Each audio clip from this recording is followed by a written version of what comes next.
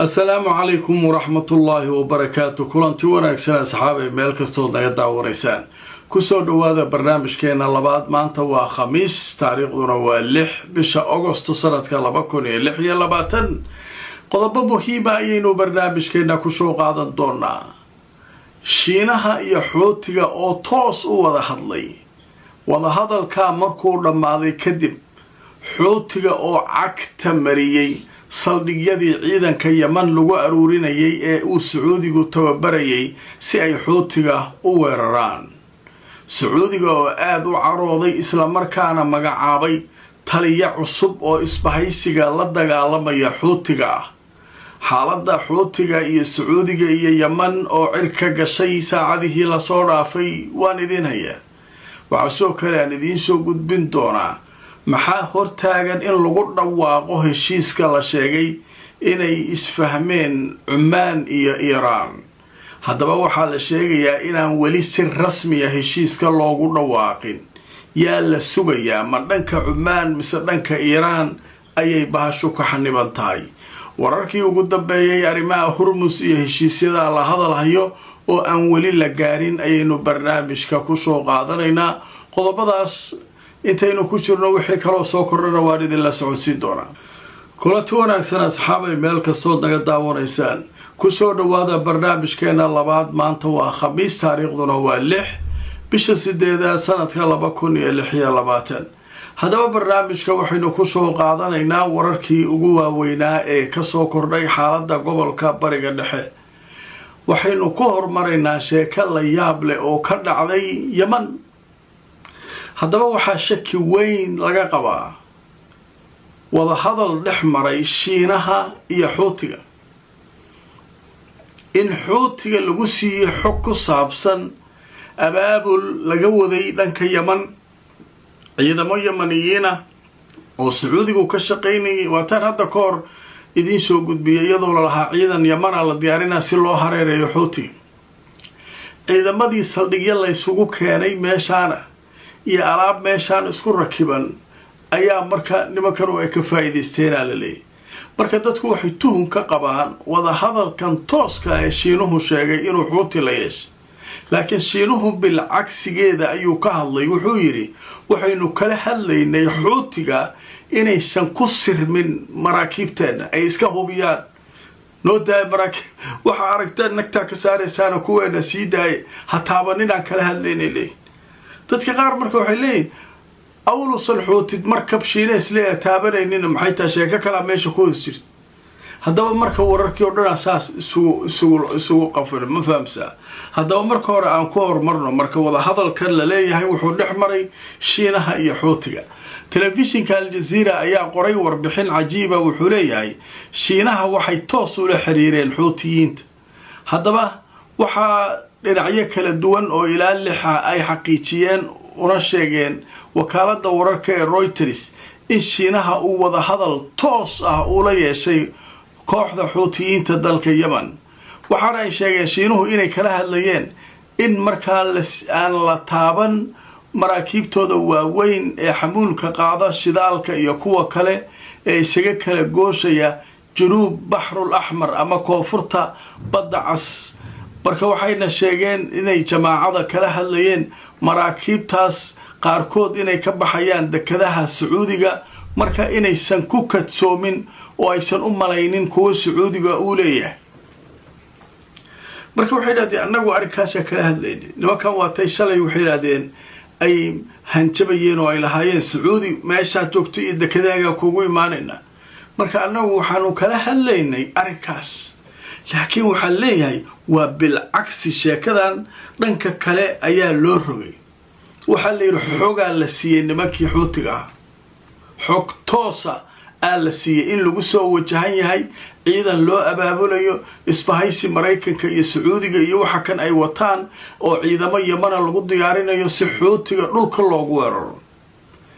maxaa dhacay marka Xuutiga nimankii la aruuriyay oo isaga u soo socday intaysan soo gaarin xiradooda iyagoo ku jiro qarramsadayba. warkaas hadana yaala aayadtu marka hadana wararkii ugu dambeeyay telefishinka Al Jazeera wuxuu leeyahay 45 ayaa la dilay oo isugu jirtay 45 ayaa waxay isugu jirtay kuwa dhintay iyo kuwa dhaawacmay kadib markii xuutigu uu weerar ku qaaday saldhigyo iyo goobo military oo xukuumadda Yemen ay ku lahayd deegaanka la yiraahdo Ma'rib iyo Hadramaut. haddaba warbixintu way sii socotay waxaa leeyahay ugu yaraan 30 ayaa laga dilay maleeshiyadii Yemeniyiinta ahayd ee Sacuudiga uu halkaa ku aruurinayay ee ka socday xukuumadda Yemen 15 kalena waa laga dhaawacay kuwaasoo la sheegay in weerar ay ku qaadeen kooxda jamaacada Ansaarullah Xuutiyiinta dalka Yemen. haddaba waxaa la sheegay in Xuutiyiinta ay isticmaaleen gantaalaha ilaa 8 gantaal ayay waxay ka soo tuureen buuraha ay ku jiraan Xuutiga ee la yiraahdo Muhazzamaat Gharbi oo markaa ka tirsan gobolka Al-Jawf waxayna ku dhufteen saldhigyadaas oo la sheegay inay ku yaaleen Ma'rib iyo Hadramaut halkaasoo lagu kala cararay.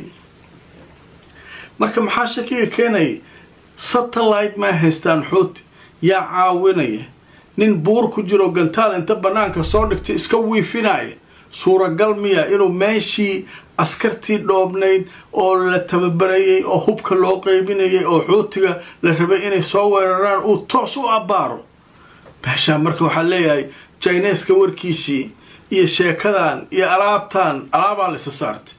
ninkii Sacuudi ahaa marka waa xanaaqay markii intaasoo jabal la isugu daray maalin hore airport nagta laga saaray markab lagu dhuftay shalay maanta ciidamadii isagu abaabulaya Yemeniyiinta ahaa oo markaa la qaramsaday si kale uma taqaanid oo la baabi'iyay meeshii kala carar ka dhacay. Sacuudiga marka muxuu sameeyay taliye cusub ku soo dhawaaqay wuxuu yiri isbaaysigii aanu aruurinaynay isbaaysigaas taliye cusub oo magacaabay wadamo cusubna way soo galayaan 12 ilaa 13 bishan Agoostana shir weyn aan qabanaynaa tallaabooyinkii laga qaadi lahaa Xuutiga saan ma lagu sii deynaa Xuutiga.